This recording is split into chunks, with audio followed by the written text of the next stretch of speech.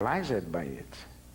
So sometimes I take very difficult steps and I'm scared to death. But even though I take this step and I take this decision and then I move forward, and when I look back and I say, it was not that difficult. You see, so it's not a problem to be scared, it's just a problem of being paralyzed. And then the fight between good and evil. You want to go back? I want to go back. I've just read it, and there are a few things that I would like to talk about. The fight about good and evil. No answer. At the end of the book, there is no answer to this question. But I can sense optimism. Can you? Yeah. Are you saying I'm wrong? I'm saying that. I'm saying that life is about daring. So, of course, you have to control some instincts, but you don't need to be optimistic. You only need to be realistic and to face the world as it is, not to be naive, of course, but also not to be too defensive. And in the case of the Devil and Miss Spring, I think that the girl there, the story is about a girl who has a temptation, okay? Because sometimes I was asking to myself, today I live in the Pyrenees, I decided that I have to simplify my life. So I said, what do I need?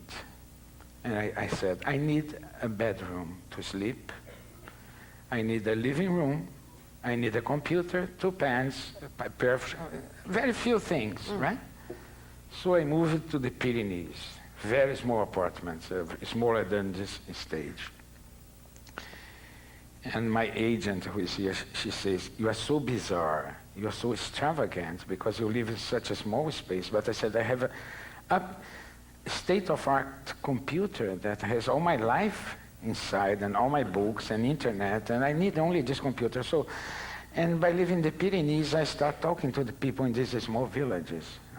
And the book is based in one of these small villages. And they seem so happy. But when you ask them, so you live here in nature, in this beautiful place, you have fresh air, organic food, blah, blah, blah, and they say, my dream is to go to Paris. So they are very unhappy to be there. So all of them want to go to Paris. Okay.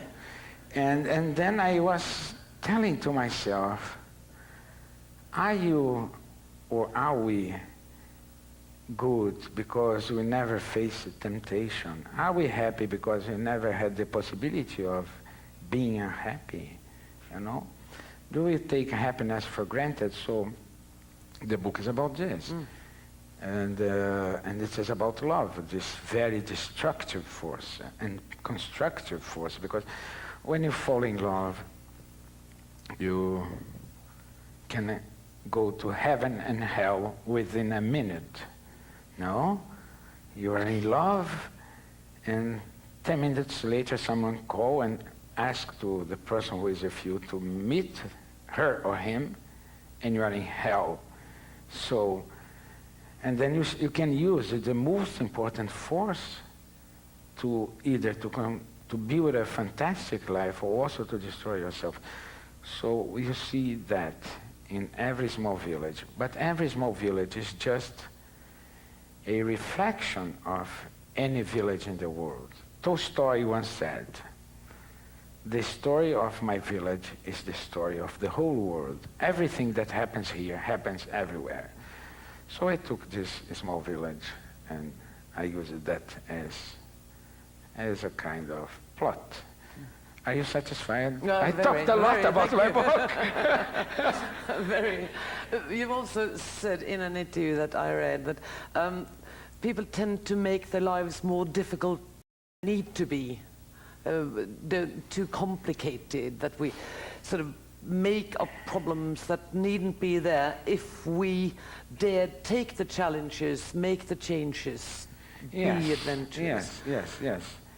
And they write books that the books that don't need to be complicated also. But they start writing books. This is the problem with today's literature. You write books not because you want to share your soul. You write books to prove how intelligent you are. So you complicate a lot. You write several sentences, that nobody understands, but the fear of being labeled as a stupid person, say, oh, this is a brilliant book because I don't understand anything, So I'm so stupid and this book is so brilliant, So the most complicated thing when you write a book is to cut, because somehow you're cutting your own flesh. So normally the first version of my book has 3 times the size of the last version. Is that true? Yes, because you try to over-explain, and you don't need, because I think the magic of a book is that the reader is also dealing with his or her imagination. We are creating together the village and the Chantal or the shepherd boy. So you have to leave some space for the reader to create also the scenario, everything. And then you think, oh, they will not understand. But you're underestimating your reader, because a person who reads a book normally is a person who has a very sensitive attitude towards life. So I start cutting, and at the end I go to the essence, to what matters. And sometimes people say, it's too simple. And I disagree, because today I was in my hotel looking to Oslo, and it was covered by snow. And I said to myself, it's so beautiful that the snow is white, only white. Imagine if you had snow of several colors. It would be a mess. You think that you took LSD and you're delirated. So I said, look, nature is always teaching us that snow must be white. And the beauty of the snow is that it is white. It's not complicated, one color, but then it is very strong. The sensation that you have is very peaceful sensation in your heart. And also the sea only has one color. And so try to be simple, because nature is simple at the same time. Try to be connected. And then you have to overcome some fears that you have and I have, and allowing yourself to be guided by signs, by omens, by intuition, and that you always think you're wrong, but the intuition is always right. Huh? So this is probably... What sort of signs? Signs is a kind of individual language that you have to God. Okay. I think that my signs, for example, I have a butterfly tattooed here. You want to see? I would certainly love to see it. This is a tattoo of a butterfly. Lovely. A butterfly for me is a very good sign, but may not be for you. Okay. No? Because a butterfly for me is this kind of transformation that you have. You go from a lizard to a butterfly without losing your essence. This is a classical symbol for alchemy. So every time that I see a butterfly, I am somehow expecting a good thing to happen, and it happens. Probably because, you create your own universe also. But then you develop this very special language with God. I believe in God. I don't know if you believe in God. Do you believe in God? In Norway, that's the sort Norway! that is the sort of question you don't ask people. Okay. Especially not journalists working for the National Broadcasting Corporation. Okay, let's skip the question. So, I don't know whether that's a good enough answer for you. But anyway, I believe in God, and I Okay. can say that. They are not going to punish me, will they? But I believe in God. I believe in God.